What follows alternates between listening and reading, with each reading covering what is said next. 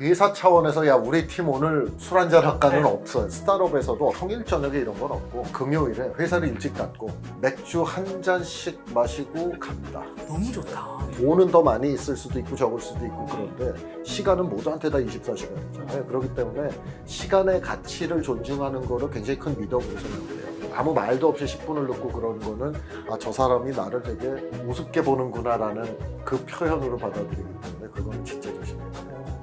정말 여쭤보고 싶은 거는 그런 거 있잖아요. 우리나라는 뭐 코로나19 때문에 많이 없어지긴 했습니다만 회식 문화 같은 네네, 거 예. 예. 여전히 그래도 횟수는 줄었지만 네. 우리 상사가 회식하자 그러면 가야죠. 네, 네네. 가서 열심히 또 이렇게 비유도 맞춰드리고 해야 되는데 미국도 그런 게 있나요? 아, 일단 결론부터 말씀드리면 없고요. 역시나 그러니까 한국에서 보통 회식이라 그러는 건 뭐 나가서 점심 뭐 짜장면 같이 먹는 게 아니라 약간 해야죠. 네. 이게 술 마시러 가는 네. 거잖아요. 그거는 그냥 아예 없다고 보시면 돼요. 뭐 예를 들어 거기도 펍도 있고 있긴 있는데 그거는 약간 어떤 식이냐면은 회사에서 하는 회식으로 야 우리 오늘은 다 니네 저녁 비워 이거는 되게 그 무례한 거예요. 그러니까 저희가 이제 회사에서 이렇게 회식할 때 보면 구글, 페이스북 이런 데는 아예 없고 회사 차원에서 야 우리 팀 오늘 술 한잔 할까는 네. 없어요. 그냥 없다고 생각하시면 돼요. 이렇게 우리가 예를 들면 이렇게 다 구글의 한 팀인데 네. 야 나 오늘 좀 맥주 한잔 할래 이거는 가능한데 아. 팀에서 뭐 이렇게 회사 레벨에서 뭐를 그렇게 하는 건 없고요. 스타트업에서도 어떤 식으로 하냐면 평일 저녁에 이런 건 없고 네. 금요일에 회사를 일찍 닫고 아. 대표가 그냥 야 오늘 우리는 3시까지만 일하고 3시에 나가서 여기 가서 바에 가서 금요일인데 약간 프라이데이 해피아워 뭐 이렇게 해서 그냥 회사에서 회사 대표가 맥주 사면서 그냥 맥주집에 가서 마시면 뭐 3시쯤 뭐 이렇게 문 닫고 뭐 예를 들면 4시에 나갔다 그러면은 맥주 한 잔씩 마시고 5시 반쯤 갑니다. 너무 집에. 좋다. 예. 네.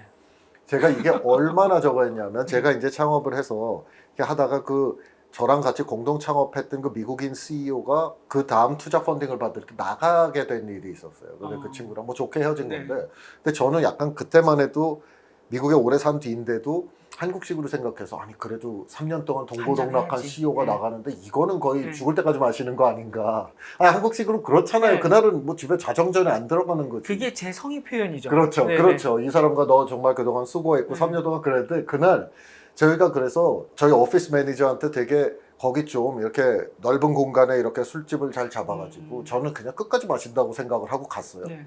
근데 이제 그날 5시부터 시작을 했는데 네. 7시, 7시 반쯤 되니까 금요일이었거든요. 네. 그 다른 그 거의 저를 제외한 모든 직원들이 제프 그동안 고마웠고 앞으로 굿럭 그러고는 나는 선약이 있어서 그리고 가는 거예요. 7시, 7시 반에. 정없네요. 네. 그래서 상상할 수 없죠. 한국 같으면 쟤 뭐야 이럴 거 아니에요. 그래가지고 이거 뭐지?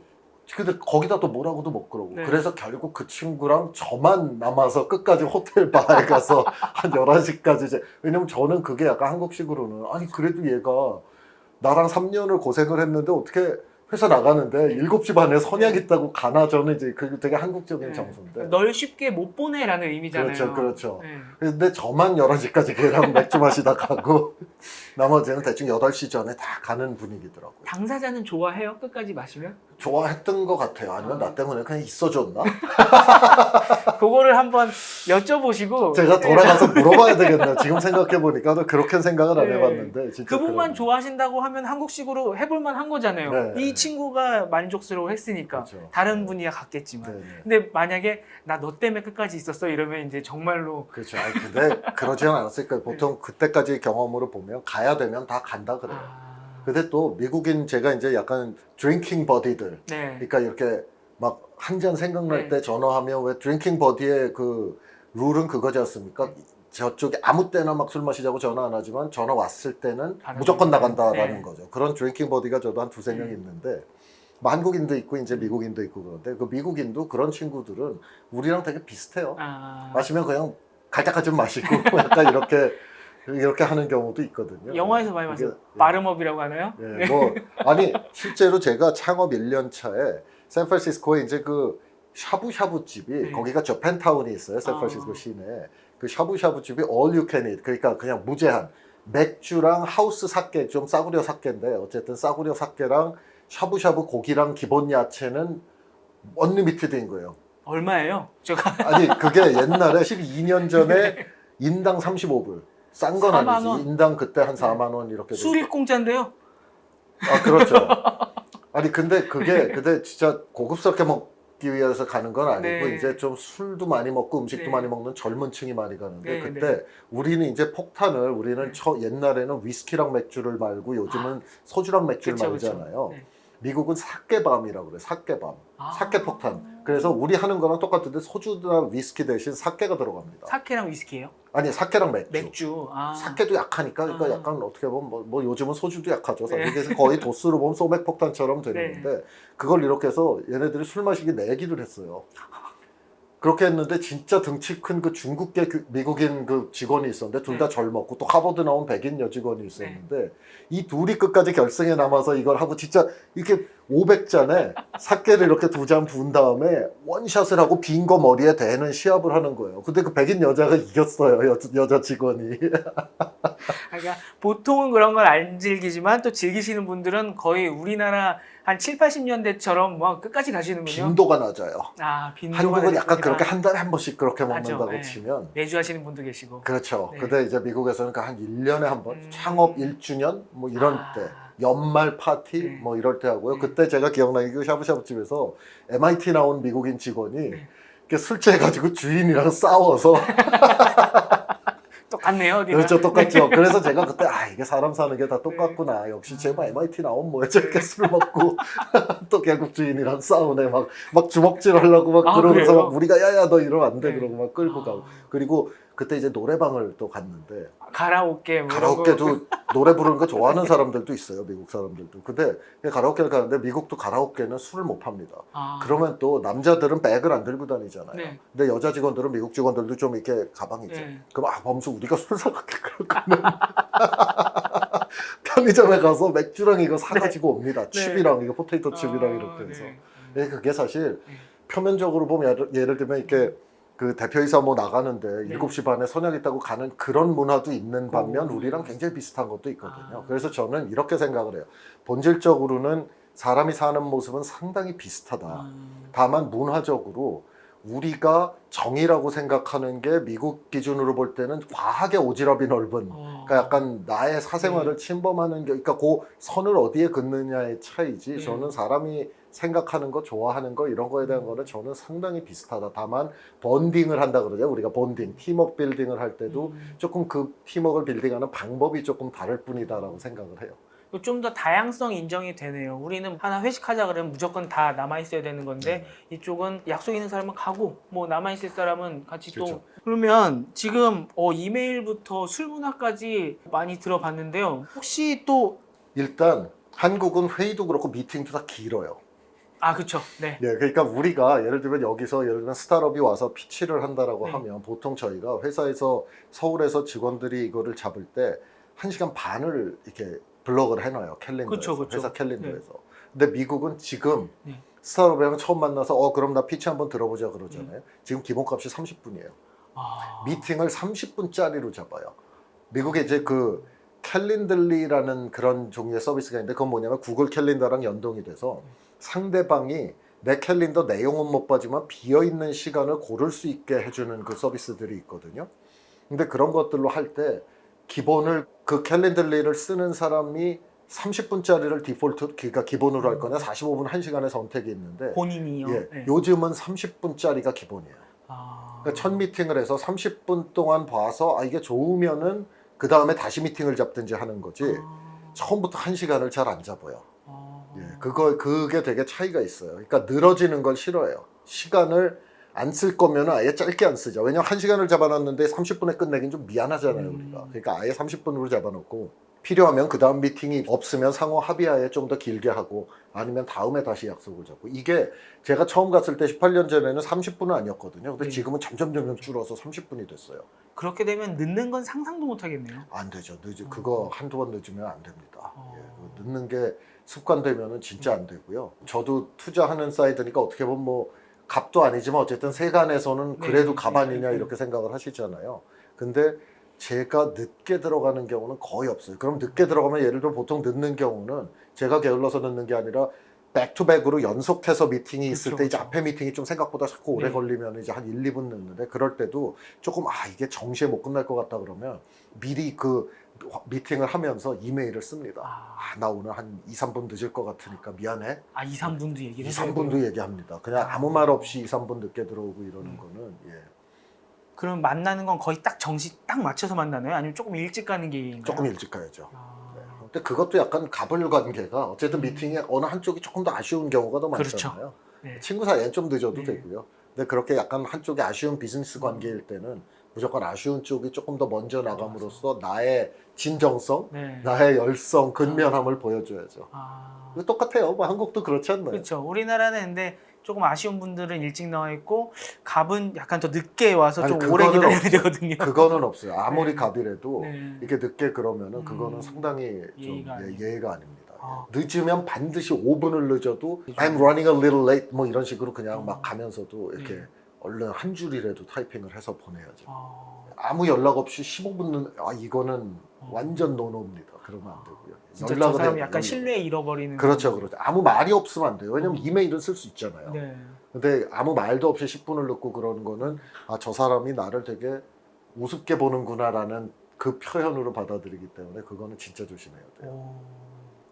이게 어떻게 보면은 큰 틀에서 보면은 실리콘밸리 문화라는 게 되게 너와 나의 시간을 극도로 존중한다. 결국 지식 노동자한테는 유일하게 제한된 자원이 시간이잖아요. 그러네요. 그건 늘릴 수가 없잖아요. 네. 돈은 더 많이 있을 수도 있고 적을 수도 있고 네. 그런데 시간은 모두한테 다 24시간이잖아요. 그렇기 때문에 시간의 가치를 존중하는 거를 굉장히 큰 미덕으로 생각을 해요. 그래서 예를 들면 이런 것도 있었어요. 제가 창업을 했을 때 이제 이 펀딩을 받으려고 이제 미국 VC들한테 좀 미팅을 할 거 아니에요. 전화 통화를 하는데 그쪽은 저희 비즈니스 모델을 조금 잘못 이해를 하고 있었던 거예요. 그래서 통화를 하고 이제 서로 그냥 아주 간단한 아이스 브레이킹 하는 그 인사를 하고 3, 4분 있다가 본론으로 들어갔는데 이렇게 얘기를 들으더니 그 친구가 잠깐만 니네 그러면은 뭐 예를 들면 뭐 컨텐츠를 직접 만들어? 그래서 우리가 만드는 거예요. 그러면 우리는 그런 모델은 투자 안 하거든. 잘 있어. 이렇게 그러니까 3분까지는 아니고 약간 한 5분에서 10분 어쨌든 이제 막 말하기 시작했는데. 그렇죠. 좀 테일은 있었는데 결국은 걔는 시작하고 5분 만에 컨텐츠 만드는 거면 우리는 투자 안 해. 와. 이렇게 나왔어요. 근데 그 친구의 그 사고방식이 사실 우리 기준으로 생각하면은 말이 되냐? 그래도 미팅을 잡았으면 얘기라도 들어봐야지 생각할 텐데 또 그거를 이렇게 뒤집어서 생각을 하면 아니 우리는 이런 비즈니스 모델은 투자 안 하는 건데 누구 잘못이든 우리가 잘못 알고 미팅을 잡았어요.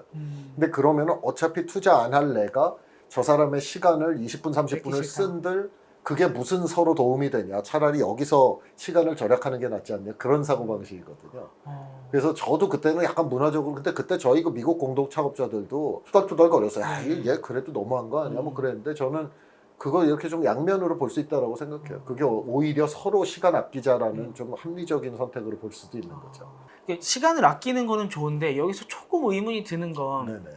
이 30분을 만나고 그 다음 미팅을 잡는다고 하면은 예를 들어 바로 옆에 만날 수 있는 사람이면은 가는 길도 얼마 안 되고 하니까 그게 더 효율적일 수도 있는데 좀 만나야 되는 미팅 거리가 길 수도 있고 네, 저는 막 한 네. 5시간 걸려서 갈 수도 있잖아요. 그렇죠. 그래서 제가 30분 말씀드리는 거는 지난 2년은 거의 화상 미팅이잖아요. 네, 거의 네. 첫 미팅을 대면으로 하는 경우는 거의 없거든요, 요즘에. 그래서 이제 화상 미팅 기준으로 말씀드린 거고 대면하면 그래도 45분에서 1시간은 1시간 잡죠. 정도면요. 그래도 충분하지는 않군요. 예, 네. 충분하지는 않은데 그래서 또 미국도 그래요. 제가 예를 들어 누구를 만나러 샌프란시스코에 LA를 비행기를 타고 내려갔다. 네. 해서 시간을 냈다라 그러면은 그렇게 뭐 10분 있다가 우린 별로 할 얘기 없네. 잘가 이렇게는 안 하죠. 상대 보고 그건 제가 아까도 말씀드린 인간의 마음이라는 거는 네. 다 만국 공통이기 때문에 네. 또 그런 예의는 있죠. 먼 길 온 사람에 대한 네. 어떤 기초적인 배려 뭐 그런 거는 다 있습니다. 미국. 그러니까 또 먼 길 왔다는 건 이 사람이 또 그만큼 시간 써서 왔다는 거니까 또 거기에 있어서 배려를 해주는 또 문화가 있겠군요. 그렇죠. 예. 그리고 아예 그렇게 먼 길이 오는 사람한테 내가 나는 별로 저 사람을 만날 이유가 없는데라고 생각하면 아예 수락을 안 하죠. 만날 때는 네. 그런 정도는 배려를 하고 만나는 거기 때문에 그래서 먼 길 가는 경우는 또 그만큼의 배려를 해요. 와, 오늘 이렇게 들어보니까요. 방금 정리를 해주신 것처럼 이 모든 게 시간과 엮여 있네요. 뭐 회식도 그렇고, 시간과 엮여 네, 있습니다. 모든 맞습니다. 이메일도 그렇고, 모든 감사도 문화가, 마찬가지고요. 감사도 그렇고요. 모든 게 이 당신의 시간을 내가 사용하는 거에 대해서 감사도 해야 되는 거고 조심도 해야 되는 거고. 그렇죠. 그래서 상대방의 시간을 낭비하는 그게 가장 나에 대한 어떤 그 모욕 그런 걸로 생각을 해요. 네. 가장 무례한 거. 아, 예. 그러다 보니까 이제 내가 누구 조언이 필요한데 그 사람은 나한테 받을 게 별로 없는 관계예요. 네. 그럴 때는 진짜 교묘하게 잘 말을 써서 이렇게 해야지. 그냥 뭐 조언 좀 해주시죠? 이렇게 네. 하면 뭐야 얘 이렇게 네. 이렇게 되는 거죠. 그걸 굉장히 잘 찾아서 가야 돼요. 네. 그 선을. 아, 예. 근데 그런 걸 아예 내가 너를 만날 이유가 없으면 아예 이메일도 보내지 말라라고 하는 네. 실리콘밸리 셀럽들도 좀 있어요. 있기는. 예. 그런 분들은 아예 트위터나 이런 데도 나는 내가 당신한테 시간을 내줘야 될 뚜렷한 이유를 당신이 나한테 얘기하지 않으면 나는 대면 미팅 안 한다. 예. 그렇게 아예 모두한테 공표를 하고 있는 사람도 있거든요. 근데 그런 분은 조금 괴짜고 대부분은 네. 또 그렇게까지 안 그러시는군요. 속마음은 그래도 차마 겉으로는 그렇게까지 까칠하게 네. 하기는 싫은 거죠. 예. 그래서 보통 그렇게 하진 않지만 마음속엔 그런 생각이 다 있어요. 네. 네, 해외 진출하고 싶으신 분들은 요점 유의하셔야 될 것 같아요. 좀 가볍게 저희가 문화에 대해서 이야기를 좀 해왔는데요. 네네. 이제는 좀 본론으로 들어가서 이제 실리콘밸리의 비즈니스 방식에 대해서 좀 이야기를 해볼까 하는데 네네. 뭐 깊은 얘기를 먼저 하면은 재미가 없으실 테니까 가장 쉬우신 사례를 좀 한번 들어서 첫 질문을 드려볼게요. 네네. 이 쿠팡은 우리나라에서는 아무튼 굉장한 화제였어요. 그렇죠. 예, 미국에 상장을 하면서 예전에 게임 스타트업들이 몇 번 한 적은 있었는데 반도체 회사도 사실은 옛날에 그렇죠. 상장한 적은 있었는데 예. 한동안 조금 없다가 없었죠. 이번에 유통회사가 우리나라에서만 거의 사업을 하는 유통회사가 미국에 딱 상장을 해서 많이 화제가 됐는데요. 네네. 미국에서 바라보는 쿠팡은 좀 어떤가요? 네. 일단 그 쿠팡의 상장이 한국의 스타트업 업계에 가지는 의미는 저는 상당히 크다라고 생각을 하고요. 왜냐하면 이제 우리는 여기 이제 한국에 있으니까 우리 시장을 우리가 잘 알고 있지만 어쨌든 아직도 외국 자본들의 입장에서 볼 때는 한국 시장은 되게 좀 낯선 시장이에요. 그렇죠. 여기가 얼마나 큰지 예를 들면 한국의 이커머스 시장이 굉장히 크거든요. 네. 제가 알기로는 거의 인도 사이즈, 인도가 우리보다 인구가 얼마나 큰데 근데 지금 현재로 보면 이커머스 시장이 인도의 이커머스 시장 사이즈랑 비슷해요. 그러니까 굉장히 좋은 시장들이 있는데 이제 외국 자본들은 그런 거를 디테일하게 모르잖아요. 그렇죠. 그건 우리가 사실 뭐 어디 먼데 있는 나라에 무슨 시장이 커도 그걸 우리가 잘 모르잖아요. 모르죠. 정확히는 그렇죠. 모르죠. 그래서 그런 상징적인 의미는 있어요. 이게 한국에서만 물건을 팔아도 나스닥 뉴욕 증시에 상장할 정도의 사이즈를 만들 수 있구나라는 게 갖는 이제 상징적인 의미가 있고요. 그 점에서는 저는 쿠팡의 상장이 굉장히 의미 있다라고 생각하고 뭐 김어석 대표를 비롯해서 거기에 이제 많은 이렇게 투자하신 분들 뭐 외국계 자본도 있고 뭐 국내 자본도 있고 그런데 저는 네. 다 그분들이 이렇게 박수를 받으셔야 된다. 다만 이제 지금 어떻게 보면 단기적으로 보면은 상장 후에 주가를 이제 퍼포먼스를 보면 어쨌든 주가가 뭐 지금 오늘 이 촬영을 하고 있는 이 시점에 그렇게 막 많이 떨어졌죠. 그렇죠. 상향을 네. 하고 있는 것은 아닌데 근데 그럼 이거에 대해서 미국이 뭐 지금 이거 뭐 뻥카였냐 아, 네. 뭐 이렇게는 잘 생각을 안 해요. 이게 저는 좀 그 부분을 제가 여러 가지 면에서 말씀을 드리는데 미국 증시도 그렇고 실리콘밸리도 그렇고 조금 보는 호흡이 길어요. 그러니까 우리가 약간 호흡이 짧아. 우리는 너무 그러니까 이런 거죠. 예를 들면 한국의 어떤 야구 선수가 가서 메이저리그 첫 해 데뷔를 했는데 10승을 했어. 네. 그러면은 막 우리나라 언론은 이제 그때부터 이제 뭐 김범수가 메이저리그를 정복했다 뭐 그렇죠. 1년 했는데 어떻게 정복이 되냐고요. 근데 미국 스포츠에서는 그런 거에도 그렇게 흥분할 때 잘했지만 one year wonder 그러니까 1년 반짝은 되게 많아요. 그러니까 1년 반짝에 대해서는 미국은 스포츠도 그렇고 비즈니스도 그렇고 그렇게까지 큰 그 의미를 부여하지 않아요. 그렇기 때문에 상장을 쿠팡이 성공적으로 했잖아요. 그 뒤에 뭐 어떤 이유에서든 그게 뭐 실제로 퍼포먼스가 나빠서 그럴 수도 있고 투자자들이 그냥 숫자가 조금 덜 좋게 나오는데 미국 기업이었으면 그래도 그렇게 안 빠졌을 게 뭐 예를 들면 잘 모르는 시장에서 나오는 숫자니까 저건 그냥 디스카운트 하자 뭐 이랬을 수도 있고 그건 모르죠. 모르지만 지금 이제 이게 1년도 안 됐잖아요. 쿠팡 네. 상장한 지. 그렇다라고 하면은 이걸 지금 뭐 이게 뻥카였네 아니네 이렇게 얘기를 할 생각 자체가 없어요. 다만 일단 올라가서 그렇죠. 아니 이게 뭐 지금 아직 연말 결산도 안 한 거잖아요. 회사로 치면은. 네. 그러니까 2021년 지표도 안 나오고 네. 그랬는데 이게 뭐 지금 뭐 이것이 뭐 뻥카냐 아니냐 이렇게 얘기를 할 수는 없는. 근데 이게 이제 1년, 2년 되면은 또 나름 시장에서 어떤 평가를 하겠죠. 근데 저는 이제 지금 단계에서 뭐 역시 뭐 예를 들면 뭐 한국 회사는 안 돼. 뭐 저 이런 건 전혀 아니에요. 그런 식의 호흡을 갖고 사람이나 기업을 평가를 하지는 않습니다. 그러면 이 신선한 선택이었고 그걸 아직 지켜보고 있는 단계라고 좀 생각을 하면 되겠네요. 그렇죠. 그리고 이제 저는 좀 그런 게 있는데 굉장히 드문 예를 하면서 어쨌든 한국 시장에서만 비즈니스를 한 회사가 뉴욕 증시에 상장을 한 거잖아요. 네. 그러면 저는 쿠팡에 저희 회사는 투자 안 했거든요. 네. 개인적으로도 전혀 네. 없습니다. 네. 이해관계가. 네. 근데 저는 그런 거를 응원해줘야 된다. 우리는 너무 사실 옛날부터 교포들 사이에 이렇게 한국 사람들은 쿠팡 뭐 걱정을 너무 한다. 옛날 상장하기 전에 뭐 이래서 네. 적자가 네, 나고 네, 네, 뭐 이래서 망할 네. 거고 뭐 쿠팡 망할 수밖에 없는 네. 이유 이런 게 제가 페이스북에서 한 5년 봤어요. 네. 상장하니까 이제 그런 건 안 쓰더라고.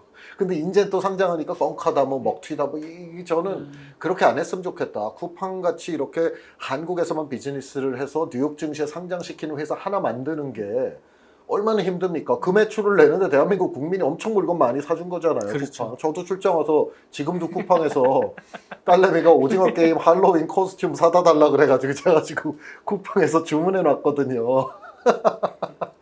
그러니까 이렇게 우리가 다 해서 키워놓고 왜 키워놓고는 우리가 자꾸 그게 안 되길 바라는 사람들처럼 그렇죠. 깎아내리나 이거죠. 네. 이런 게 하나 내가 거기 투자 안 했어도 내가 설사 경쟁사가 있어도 쿠팡도 잘 되고 내가 투자한 경쟁사도 잘 되길 바라야지. 그렇죠. 그거를 뭐 저는 그렇게 하는 거는 우리가 스스로 약간 자꾸 이렇게 자기의 가능성을 깎아먹는 거라고 생각해요. 여러분 꼭 생각하셔야 되는 건 김범수 부대표님의 트랜스링크는 헐리 투자를 하셨습니다. 컬리에 투자했지만 쿠팡 응원하고 있습니다. 아 정말 대인이시군요. 네. 그 쿠팡을 또 여쭤본 이유 중에 하나가 네네. 이 쿠팡이 요 사업 모델이 발전해온 모델이 네네. 아마존이랑 되게 유사했었잖아요.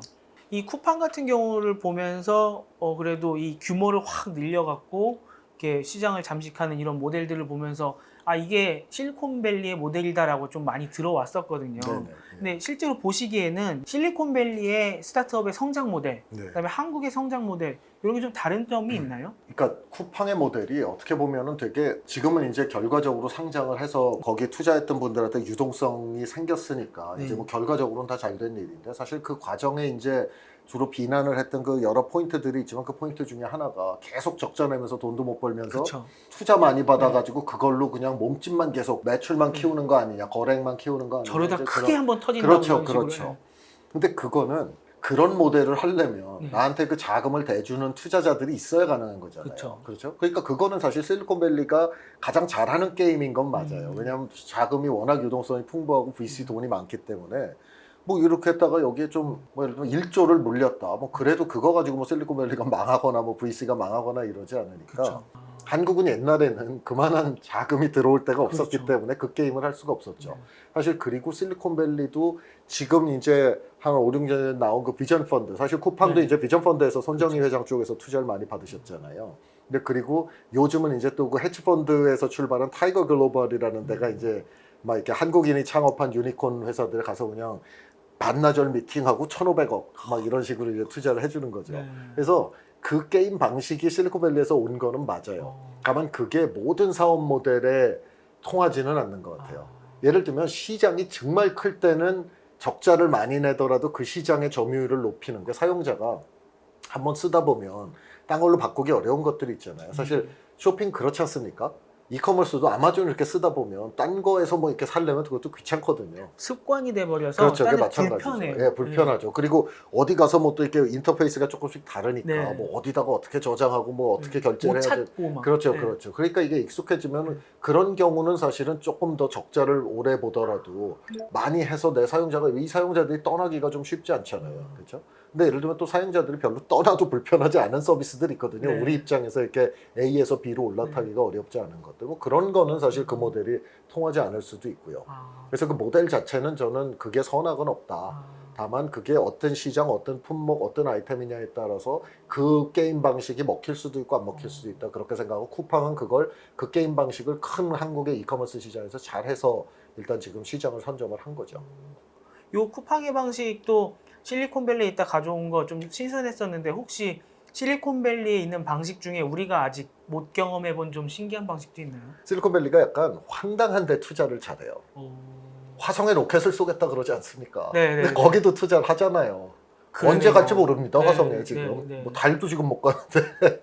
근데 그거는 자본이 커지면 커질수록 그 VC업을 이해를 하셔야 되는데 VC업은 어차피 10개를 투자했을 때 그중에 7, 8개에서 20%, 30% 수익을 얻는 게 아니라 10개를 투자하면 그중에 한 8개는 망하고 나머지 한두 개 중에 뭐가 하나 대박이 나와서 사실 그거는 통계적으로 보면 역사적으로 모든 VC 펀드가 실제 펀드의 수익의 한 90%는 진짜 그 펀드에서 하나 뭐 이런 거에서 왔거든요. 근데 문제는 투자하는 시점에는 어떤 내가 지금 투자하는 게 100개가 있는데 그 100개 중에 어떤 게 에어비앤비가 되고 어떤 게 테슬라가 될지 모른다라는 거예요. 그렇기 때문에 그걸 모를 때는 그러면은 잘 돼봐야 이거는 50% 수익률이다라고 하는 거는 미국 VC들은 투자를 꺼리죠. 아 오히려. 예, 그러니까 삼진은 당해도 좋다. 그런데 내가 어차피 안타를 칠 걸 뻔히 알면서 치지는 않는다라는 거예요. 홈런 칠 수 있는 애 무조건 하기 때문에. 홈런을 쳐야 된다. 말로 홈런을 쳐야 되고 그래서 그러다 보면 포트폴리오 구성 이게 약간 그 직관적이지 않은 거기도 한데 VC업을 오래 하다 보니까 저도 좀 그게 이제 어떤 얘기인지를 느껴요. 근데 결국 그러다 보면 모두가 다 달나라를 가겠다 그러는 데다가 투자를 해야 돼. 그 중에 하나만 달을 가라 이거거든요. 많이들 말씀하시잖아요. 야수의 심정을 갖고 있는. 그래서 그러다 보니까 약간 예를 들면 뭐 그것도 아마 몇 년 전에 Y 컴비네이터 이런 데 나왔던 것 같은데 아예 자기가 항공기를 완전히 from scratch로 완전히 새로운 컨셉으로 만들겠다. 이런 솔직히 우리가 생각할 때 보잉 에어버스가 다 나눠먹고 네, 있는 네. 시장인데 커머셜 그 젯 네. 시장을요. 그걸 스타트업이 지금 들어가서 뭘 어떻게 할 수 있겠어 이렇게 이제 생각을 와서, 하잖아요. 네. 그리고 미국 VC들도 그게 안 될 가능성이 훨씬 높다라는 걸 알죠. 그런데 얘네가 얘기하는 대로 되기만 하면 나 여기 투자한 거는 100배, 1000배가 될 것이다 라고 생각을 하면 아까 말씀드린 것처럼 이 중에 누가 말로 홈런이 될지 모르니까 그냥 다 말로 홈런 칠 수 있는 애들로 하자. 네. 삼진은 카운트 안 하는 거예요, 우리는. 그러다 보니까 이제 실리콘밸리가 원래 그렇게 하는 게 있었는데 그것도 자기 자금이 커야 그 중에 이제 홈런 치겠다라는 황당한 프로젝트에도 좀 돈이 들어갈 거 아니에요. 그쵸, 그쵸. 근데 우리나라도 이제 옛날처럼 이게 옛날에 이제 사실 10년 전, 20년 전에 조금 더 이렇게 뭐 속된 말로 약간 안전해 보이는 거. 요거 지금 투자하면 얘가 뭐 코스닥에 상장하면 대략 한 뭐 내가 몇 지금 배. 100억에 투자하면 얘가 한 600억은 될 것 같으니까 대충 숫자로도 어느 정도 다 그럼 나는 뭐 이렇게 되면은 뭐 IRR 뭐 20%뭐 이런 식으로 계산해서 했는데 뭐 그렇게 따지면은 사실 뭐 지금은 이제 다 커졌으니까 결과론적으로 우리가 하는 얘기지만 토스 같은 회사도 투자 못 하죠. 야, 이걸 은행이 해야지 이렇게 생각할 수 그렇죠. 있잖아요. 그러니까 옛날 같으면 안 되던 것들도 점점 더 이게 많이 투자를 받거든요. 그래서 그렇죠. 저는 그런 쪽으로 이제 한국 VC도 점점 더 가고 그러다 보면 훨씬 더 리스키한 비즈니스에도 저는 더 앞으로 투자를 많이 할 걸로 생각을 해요. 우리나라도요. 우리나라도요. 네. 이제 옛날 같으면 진짜 우리도 언젠가는 뭐 내가 잠수함을 만들겠다 이런 스타트업에도 투자를 할지 모르죠. 미국이 잠수함을 안 파니까 그럼 우리가 만들자 뭐 만들겠다. 이런 스타트업이 나와도 아니 뭐 못 만들 가능성이 많지만 만약에 되기만 만들기만 하면, 하면 네. 되기만 하면 홈런이니까 네.